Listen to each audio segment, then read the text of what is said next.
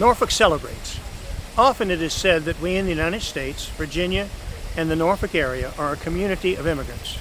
Significant and long-standing contributions have been made from Chinese, now United States citizens in our community. Today, we will celebrate some of those contributions because it remains the stated mission of the Norfolk Historical Society to serve as the catalyst for the collection, interpretation, presentation, and dissemination of Norfolk area history. We will begin by speaking with three neighbors who proudly represent their families and others who have made these significant and long-standing contributions. Welcome, Ms. Linda Ark, Ms. Jenny Wong, and Dr. George Wong. Good afternoon. My name is George Wong. I am a family physician and the chairman of the board of the directors of the Chinese Community Association of Hampton Roads. We'd like to thank Warren Stewart and the Norfolk Historical Society for giving us the opportunity to tell the story of the Chinese experience in Hampton Roads. The immigration experience is not unique to any one ethnic group. Many diverse groups have found their future and their fortune in America. The Hampton Roads Chinese immigration experience will be told through the eyes of three local families. It symbolizes the dreams and the efforts of all past and future Chinese immigrants. It will be a daunting task. We truly hope this will intrigue others to look deeply into their own family history. It will be consequential and very meaningful. While preparing for this audiovisual history, all three of us researched our own particular family history. It was a wonderful and revealing experience. It has allowed us to become aware of the sacrifice and bravery of our ancestors. In the 1840s, the Chinese left the homes in southern China to seek a better life with the news of the discovery of gold in California. The Tuaishan region in the coastal Guangdong province of China provided the majority of immigrants, calculated to be 80% of the total immigration. In their search for the gold mountain in America, our ancestors came from one of the oldest countries to one of the youngest nations. They left their families and came to a country not knowing the language, with very few resources and no support system. Some came and indeed did find gold. Many came and succeeded in other vocations. Early on, besides building the Transcontinental Railroad, they introduced America to Chinese cuisine. They provided merchandising and laundry services for the local communities. They sent the bulk of their newly acquired wealth back to China to support extended families. Unfortunately, many of these families were kept apart for many years due to the Chinese Exclusion Act. Let's begin with the story of Linda Ark's family. My name is Linda Ark. I serve on the board of directors for the Chinese Community Cultural Association of Hampton Roads. I am also a realtor with Howard Hanna Real Estate Services. My family has had a long history in Norfolk, Virginia. It began well over 120 years ago. In 1902, my grandfather, Li Hai Jin Ing, immigrated to the United States at the young age of 19. Grandfather joined other relatives who owned a Chinese restaurant in Norfolk, Virginia. Working hard in the restaurant, grandfather later became a partner. Eventually, grandfather returned to China to marry through an arranged marriage. My grandmother stayed in China to serve her in-laws, as that was the custom in those days. Around 1917, grandfather brought grandmother over to the United States. As he said, a wife needs to be with her husband. My grandparents were proud to be living in America, Maygaw, which means beautiful country. Wanting their children to be U.S. citizens, all 7 of the children were born and raised in Norfolk, Virginia, and graduated from Maury High School.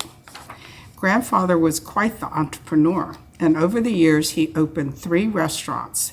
He opened Oriental on Granby Street, College Place in 1917. Later he opened Asia Restaurant on Botetourt, and their 3rd restaurant was on Brambleton Avenue. My grandparents lived a very full and adventuresome life. The Chinese church played an important role in the Chinese community.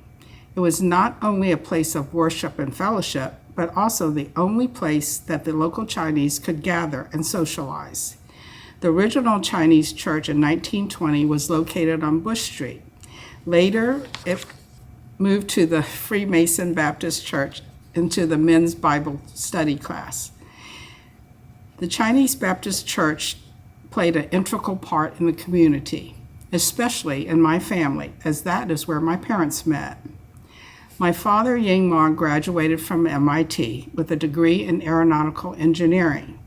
Dad worked on the first wind tunnel which was a joint project between MIT and Boston University.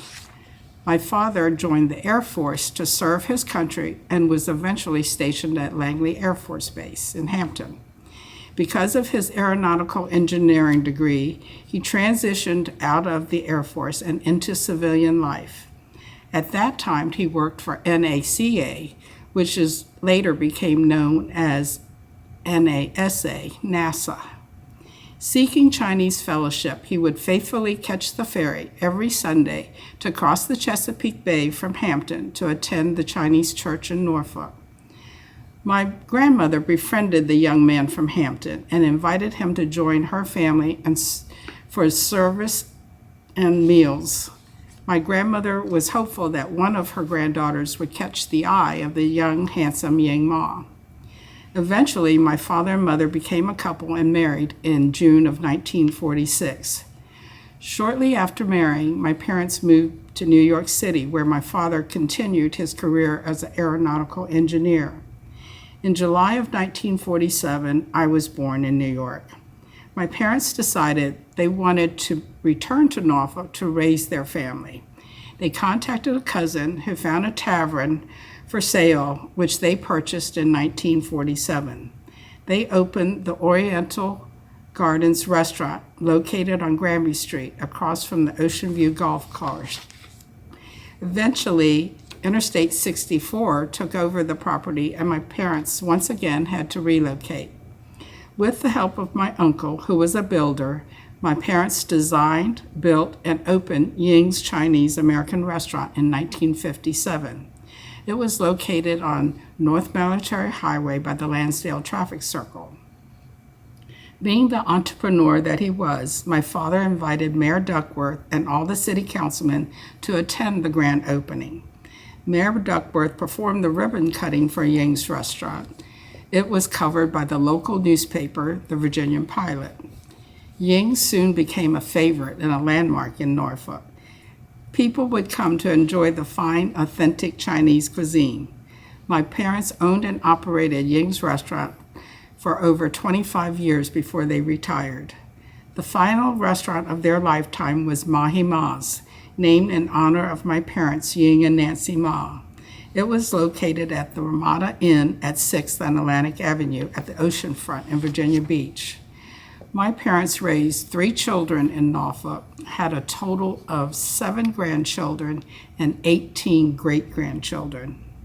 My brother and I still reside in the area, as well as one of my daughters and her family. My father, Ying Ma, passed away October of 2007, and my mother recently passed away in 2022. My parents lived a long and fruitful life. We are proud to have called the Hampton Roads our area for over 120 years. Thank you, Lynn. That's a wonderful story. Let's turn next to Jenny Wong. Hi, I'm Jenny Wong, born and raised in Norfolk and Virginia Beach. I'm an artist who works with watercolors, acrylics, and ceramics. In the past, I found work as a model, appearing in magazines, film, and television. I worked with several times with well-known photographer William S. McIntosh. I want to tell you a little bit about my family, especially my father, Park Foon Wong. He was born in Canton, China in 1911, and he immigrated to the United States when he was 16. He made the voyage to join his father at his laundry business in Norfolk, named Wong Hong Laundry on Butte Street in the 1940s. I remember my father told me a shirt was washed, pressed, and wrapped with brown paper and tied with a string was only 10 cents. I recently discovered, when researching my family's history, that my grandfather was actually born in America, in Truckee, California in 1886, and then went back to China to marry and have children. So my father learned about business through the laundromat and attended Ruffner Junior High School. I wish I had the chance to talk to him about the difficulties he had adjusting to American life. and learning English. Anyways, he adapted quickly and excelled in electronics. He later earned entrance to MIT to study electrical engineering. He wasn't able to finish there because of financial reasons, but eventually got a job as an electrician at the Naval Shipyard in Norfolk. He later left when a superior officer took credit for his work in a device he wanted to patent. He was in the Navy during the war, but out of frustration over his device, he left, going to Chicago in 1945 as the war ended to continue studies in television, radio, and electronics. Shortly after this is when my father decided to go into business for himself, but he would need some help. Unfortunately, his wife and 3 sons, Arthur, Edward, and David, were still in China. His marriage was arranged, only meeting my mother through a photograph and a string he got in the mail. The string represented her height, which he said was important to him, that the woman was not taller than he is, and he thought he was attractive, so he decided to travel back to China. They met each other once, and the second time they were married. He stayed long enough to have 3 sons before returning back to America. I can't imagine how hard it was for everyone involved to be separated for such a long time. It took my father almost 10 years to get them over here in 1950. A year later, I was born. They were critical in helping the business bloom. They all worked 6 days a week with the boys heading back to the factory after school. It really was a family business. A little before that, in 1948 is when my father opened up the Norfolk Noodle Factory and Chinese-American Import Company located on Church Street in Norfolk. In 1958, the wholesale and retail business was moved to Reservoir Avenue off of Bremerton Avenue. There was an empty plot of land that needed to be cleared where he built a single-story building conveniently next to a line on the Southern Railway. He intended the building to be a base for an import-export business with China, but had to look for new goods and services to produce when China turned communist in 1949. He did import from Taiwan, Hong Kong, Korea, Japan, and the Philippines, providing a wide variety of Asian groceries. There were also things like freshwater chestnuts, bitter melon, bok choy, duck eggs, bean sprouts, fresh tofu, and ginger roots. Besides food items, there were also cooking utensils from woks, steamers, to chopsticks. During this time, his store was the only place to get these things. But my father found the most success when he innovated ways to produce noodles. He knew the Chinese restaurants in the area needed a noodle supplier, and he needed to figure out a way to keep up with the growing demand. First, he upgraded the machines needed to mix, make, and cut the noodles. He even invented new ways to keep the starch from going everywhere, as well as the faster way to cut noodles. There was no noodle cutter, so he invented one and got it patented. Before that, his predecessor's factory made the noodles by hand on long tables with the workers using bamboo poles to move the dough back and forth. These noodles supply about 90% of the Chinese restaurants in Norfolk and in the Hampton Roads area. He shipped them throughout Virginia, North and South Carolina, and Georgia also. The factory produced 5 items: fried chow mein noodles, fresh egg and lo mein noodles, yakame noodles, which are dry noodles, as well as wrappers for egg rolls and wontons. Soy sauce was also made there. He owned and sold his business after 42 years, but I want to mention that during this time, he helped many Chinese immigrants to Norfolk where he helped with translation. Many of the Chinese would work in the restaurants, but they couldn't read English. So my father translated the food and safety regulations into Chinese so they could meet their standards, where they were posted in all the kitchens. For more than 10 years, he was the official interpreter for the Chinese at Hampton Roads for the United States Immigration and Naturalization Service. Well, Jenny, that was a great story. Thank you. Jenny, can you tell us why the Chinese say their last name first? In traditional Chinese culture, the family is considered the most important unit of society, So they put the family name first and then the person's given name. Thank you. Well, my family's journey to America began in 1904. My great-grandfather, Wong Jin Gan, was a farmer in southern China with a family of 10. It was decided that the number one son, Wong Saiwa, was to go to America to seek a better life. In 1904, at the age of 14, he left his family for California. His first job was as an orderly at an all-girls college in San Jose. It was there he acquired a notarized certificate stating that he was born in the United States and resided with his parents in San Jose. The true fact was that his parents never immigrated to America. His father passed away in China in 1916. This opportunity to receive this documentation was due to the loss of California state records of immigration during the Great San Francisco earthquake. Many Chinese immigrants took this opportunity to become sons of legal Chinese Americans. He was one of many paper sons. Wong Saiwa soon traveled to New York. He lived with an uncle and worked in a laundry. In 1907, he traveled to Norfolk, Virginia, where as a young adult, he learned his trade in several restaurants, laundries, and a noodle factory. During his time in America, he sent back money to support and educate his extended family. In 1911, he returned back to China and married Ing Shi. They had their first child, a daughter, Ruth.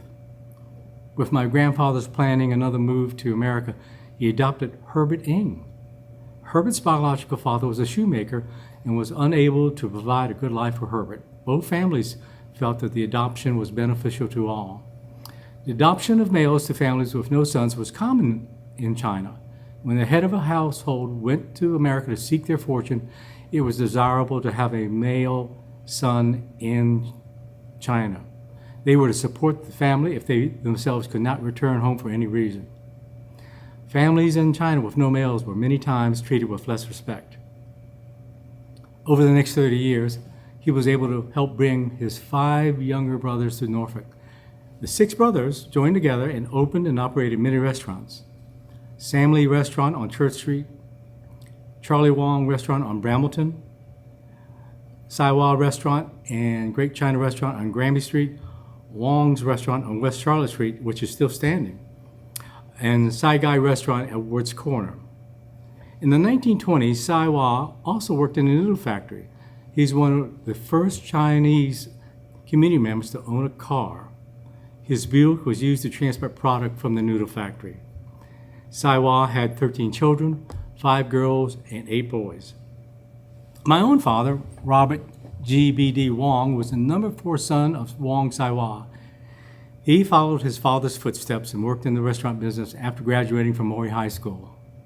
He owned and operated with my mom, Ann Ing Wong, Ho Toi Restaurant on Sewers Point Road, Ho Ho Restaurant at Southern Shopping Center, and Ho Ho Restaurant at Gray Bridge. In order to provide for his wife and 3 little boys, he also drove a taxi for extra money. He operated a car paint and repair business and owned a pool hall. That's where I learned to play pool. All the while as my mother ran the small Ho Toi restaurant. My brothers Richard, John, and I later discovered that our parents had our future careers planned out for us. We all went to Lake Taylor High School and Virginia Tech. They decided one was to become an engineer, one was to be a dentist, and one a doctor, and we all unknowingly complied. It just happened. My parents, Robert and Ann Wong, were fortunate to have 6 grandchildren that found their own gold mountain in America with careers in law, medicine, dentistry, and computer technology. You know, Warren, during our research, we have found that many of our ancestors served in the different branches of the armed forces for the United States. They wanted to ensure that the freedom and opportunity they enjoyed would be available to all who came later and who desired the same. Let me begin with my family or some of my relatives. Louis Wong, who was the number 1 son of Wong Saiwa, he was drafted into the Air Force and served in the European theater in World War II. He spoke fluent German and French and utilized his talent as a translator for the United States. He met his wife Susie and stepson Donnie while stationed in France. I remember as a child, Uncle Louis would be waxing poetic in French to his French wife and stepson, and I was amazed at the accent. My uncle Harry Wong Den was the number 2 son of Wong Sai-wah. He joined the U.S. Navy and fought in the Pacific Theater during World War II. He was stationed on the USS Strickland. He married Marjorie Wong and had 4 sons, Edward, Tommy, Larry, and Jeff. After the war, he operated the Hong Kong Tropical Fish House, the Riverview Laundromat, the Far East Noodle Factory and Cafe, which was near Booker T. Washington High, and finally Sai Gai Restaurant at Ward's Corner. Jimmy Wong, another uncle, served in the Army in the 1950s. He actually served in Germany with Elvis Presley. They were in the same platoon and they were good friends. After leaving the service, Jimmy started in home construction and operated the Jade Pagoda restaurant with his wife Virginia, mother-in-law Frances Moy, and his 2 children Kevin and Gia. In 1990, Jimmy was instrumental in directing the construction of the Chinese Community Center on Newtown Road. Next, Su To served in the Army in the spring of 1942 to the fall of 1945 with the 9th Infantry. He saw action in North Africa, Italy, France, and Germany. After leaving the service, he served as a master chef in multiple restaurants. He even worked with my dad at Ho Ho Restaurant at Southern Shopping Center. He had 2 children, Benny and Betty. Kiwi Wong served in the U.S. Army under the command of General Douglas MacArthur in the Philippines. He was also part of the occupational forces in Japan from 1945 to 1948. He owned and operated Kiwi's Garden at Hilltop Shopping Center. Kiwi was a past president of the Chinese community and helped raise funds for the construction of the community center. His son, Bon Wong, is a retired engineer and founding pastor of the Family Bible Church. William Hung Lee, who I think was my father's best friend, was the owner of Hoseki Restaurant on Granby Street. He was an Army Staff Sergeant from 1943 to 1946. While in the Army, he served in China, India, and Burma. He immigrated as a young boy to the U.S. from China and was raised in New York City, Chinatown by an uncle. He operated his restaurant with his wife Jenny and his 3 daughters, Irene, Doreen, and Corrine. Gene Sam Wong served in the U.S. Army during World War II. He spent the time in the service in Germany. After his discharge, he operated 2 restaurants, Toi San and Sun Wa, with his wife Sue. He had 2 daughters, Dottie and Kathleen, and 1 son, Terry. Fascinating thing to me when looking at it is I knew them all as just restaurant owners or people involved in laundromats, but they were wonderful people with deep backgrounds. And let's hear from Jenny Wong. Paul H. Wong is my uncle. He served in the U.S. Army in the mid-1940s. After he was discharged, he owned and operated the Oriental Restaurant on Granby Street. His wife is Oy, and they have 3 children, Danny, Lisa, and Diane. Arthur Wong is my oldest brother. He attended Moy High and ODU. Then he served in the Army in the 1950s in Germany. He opened the Chinatown Imports on Granby Street with his wife Ida, and they have 2 children, Johnny and Alice. Edward Wong is my second oldest brother. He was in the Army in the early 60s. When he came back from his service, he worked at the Noodle Factory, and then he purchased the Ing's Restaurant at Janus Shopping Center and renamed it the Dragon House Restaurant. His wife is Ping, and they have 3 children, Richard, Judy, and Daisy. Linda? My father, Ying Ma, proudly served in the United States Air Force. He was a graduate of MIT with a degree in aeronautical engineering. He was also part of developing the first wind tunnel, which was a joint effort between MIT and Boston University. He was later stationed at Langley Air Force Base. He transitioned out of the service and into civilian life. My father, Ying Ma, worked at NACA and later became known as NASA, NASA. After leaving the service and a career in aeronautical engineering, he and his wife, Nancy, owned and operated several Chinese restaurants. They operated the landmark Ying's restaurant on Military Highway. Their last restaurant was Mahi Ma's at the oceanfront. He was past president of the Chinese Community Cultural Association and helped spearhead the efforts to build the Chinese Community Center on Newtown Road. He also served on the board of the Bank of Tidewater. My uncle, Ernest Ng, joined the Army, the U.S. Army in 1943. He was a graduate of Murray High School and Springfield College in Massachusetts. Uncle Ernie made a career of the Army. He moved up the ranks and later served as the attaché for General George Marshall. While in China, he met and married his wife, Anita Yen. My uncle had a very interesting career in the U.S. Army. From 1945 to 1948, Uncle Ernie was involved with the negotiations between the Chinese nationalists and the Chinese communists. He also served in the Korean conflict as an intelligence officer. Uncle Ernie retired from the U.S. Army as a colonel in the 1960s. He went on to open a chain of Burger Chef fast food restaurants in Northern Virginia, and he retired once more and moved to Atlanta. In October 26, 1999, during President Bill Clinton's term, Uncle Ernie was invited to the White House along with other Asian servicemen and women to be recognized for their outstanding military service. Concurrently, the Smithsonian Museum had an exhibit that they showed a documentary about the Chinese American veterans in World War II and their contributions to the United States. My Uncle Ernie, who was a retired colonel, was featured in that film. Not only men, but also women served to help the United States. My aunt, Betty Bo-Chun Ng, served with the American Red Cross in the 1940s.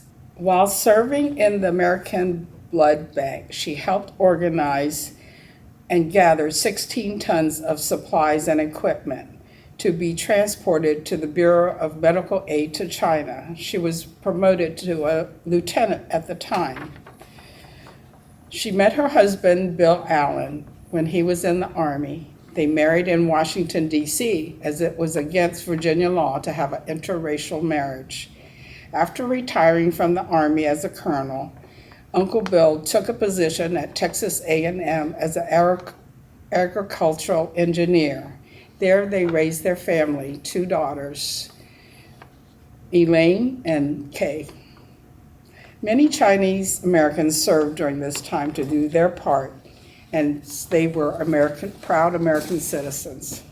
While I was attending college and medical school in the 1970s, there was a movement growing in the Chinese community in Hampton Roads. The movement was led by Nancy Ma, Linda's mom. This effort resulted in the Chinese community winning the first prize trophy for the best cultural exhibit on Heritage Day in the 1975 Neptune Festival. Jenny's brother was involved in the process of helping build the cultural booth. His name was Edward. And this led to the formation of the Chinese Community Cultural Club of Tidewater, which was later named the Chinese Community Association of Hampton Roads. The organization focused primarily about celebrating Chinese culture and helping newly arrived Chinese immigrants integrate into American society. This group met for the annual Chinese New Year and Thanksgiving celebration for many years at Roma Lodge off of Magic Hollow Boulevard.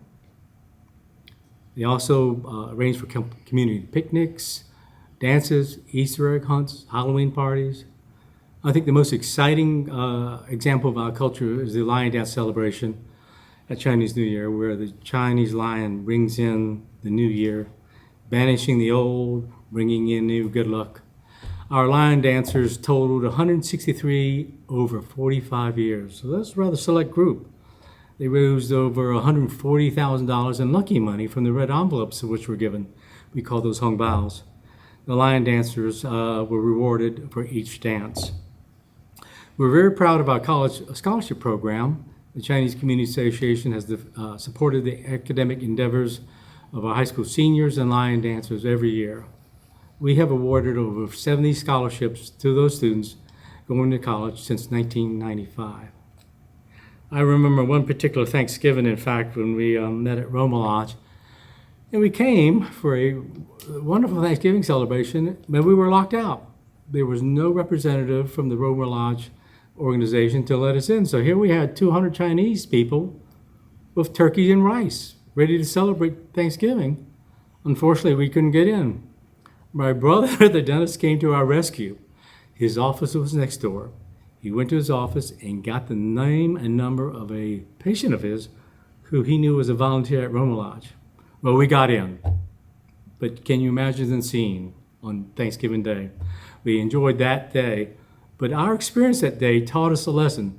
It inspired our leaders in the community to begin fundraising for our own community center. During the 1980s and 1990s, enough funds were raised to purchase 5 separate parcels of land on Newtown Road. The total acreage was 2 acres, and the search for this real estate was guided by our own Linda Ark. Thank you, Linda. Since they had no office building initially, the Chinese community and social leaders met at local restaurants. Great China and Ho Ho's in Chesapeake, Bamboo Hut, Kiwi's Garden, Golden China, Golden Dragon in Virginia Beach, Kim Ting and Ying's in Norfolk. There was lots of fellowship and good food, so we had some very good attendance at the meetings. The groundbreaking ceremony occurred on February 20, 1990, and the ribbon cutting grand opening of the center took place 7 months later, September 16, 1990. It was attended by Mayor Myra Oberdorf, State Senator Clancy Holland, and the Ambassador of the Republic of China, Taiwan.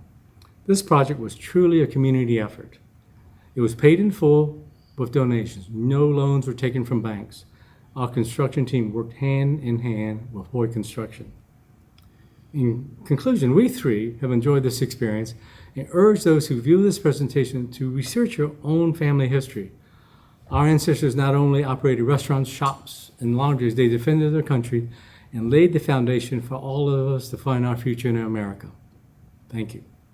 Hey, listen, we finished our presentation, and I'd like to reflect on our experience and what you actually got out of it, the good, the bad. Linda, what did you think? It was actually very fun and interesting to go back in history and gather all the little pieces of facts so that we could learn more about our family and how they came to the United States and what they did. So Yeah. it was interesting for Yeah. me. How about you, Jen? Well, all this research has helped me because I'm actually writing a book about my family's history. So this convinced me that there are a lot of stories that I didn't even know about my family. So I'm really happy that we were able to do this. Are you going to mention this in the book? Maybe. Maybe, thank you. I tell you, the thing that there are a couple things I have become to appreciate our ancestors, and I do regret that I did not pay them the proper respect when they were with us. That they all went through tremendous journeys to allow us to be here to talk about them, for our children to actually pursue their dreams in America. The number 7 brother, Wong Seidel, he was the youngest of the Wong boys that come over. And he wrote a book, and we refer to it as the Red Book. And the Red Book actually did a little history of all those brothers. And I remember when we were first talking about this, doing this audiovisual piece for the Historical Society, this is our chance to do our Red Book. Basically because the oral histories that we pass from family to family fades with time. And with that, maybe the accuracy is not the way it should be. But I think, however this turns out, it is our family history now that we can share. Warren, did you have any questions while you were listening to us? I was in awe. I was in awe by the stories. Just fantastic stories. I also reflected on my familial background as I placed in the years and the times that you were talking about. My middle name is Allen, and so we're probably related somehow. In any event, I was in awe and I was in honor of all that, and I just received a chill, and that tells me that it is certainly an honorable thing that has happened here today. It's a special thing, and I'm very, very amazed by the stories. It's just fantastic. Thank you, Warren. Thanks for the opportunity. You know, what became very apparent was there were a few people in the beginning, and I'm just curious about roughly how many people initiated the whole contribution to our area, and then how many people would you guess it's exploded to since then? And I'm just curious about that explosion, and the contributions are magnificent, just fantastic. Yeah, Warren, I'm not sure we can give you an actual number of how many Sure. Chinese are in the Hampton Roads area. The Chinese Community Association at its height had about 180 families as members. And that kind of would ebb and flow. It's interesting, most of the immigrants early on in the 1880s, and actually maybe the mid-1920s and 30s, were from Taiwan, southern part of China. I remember you said that. I think 80%. Now there's a change in that flow because there are more people coming from the northern aspects of China. The Fukienese are immigrating in, but that immigration process has slowed though. I was curious about, in the beginning, we mentioned laundry and the explosion of restaurants and food services. I'm just curious, was there any particular reason why you think that succeeded so much? Or I really think that that was a trade that the local Chinese knew. A lot of them were not college educated at that time. A few were, but most of them just knew A how lot to of them didn't speak English. That's the restaurants. That's how they got into that. so the learning of the language occurred because of the interaction with the customers. Yeah. I remember a little boy when he was about 4 years old that went to a restaurant in Ocean View and met a little girl who was about 4 years old. I remember that. What a wonderful experience, and what wonderful things have happened since then in 1950. A long time ago. Long Yeah. time ago. That little boy and little girl were the two of us. If you think about it, that question about why was there such a focus on, the restaurant business and laundries and things like that. If you think about it, all the waves of immigration, whether it's Irish, Italian, that's why you have Little Italy. People came over, the skills they had at the time, and our ancestors gave us the opportunity to what? Academically grow, pursue professional careers, and some stayed in the restaurant business. So I think it's not unique just to the Asian Yes, population. sure. I think all immigration, Mexican, Hispanic now, Right. and those children will be going to colleges and become professors and dentists, or stay in the restaurant business. Once again, I must emphasize the awesomeness of the story and the honor it is for we in the Norfolk Historical Society to have the opportunity for you to tell the beginning part of the story of the contributions of Chinese Americans. Thank you so much. Thank you. Thank you.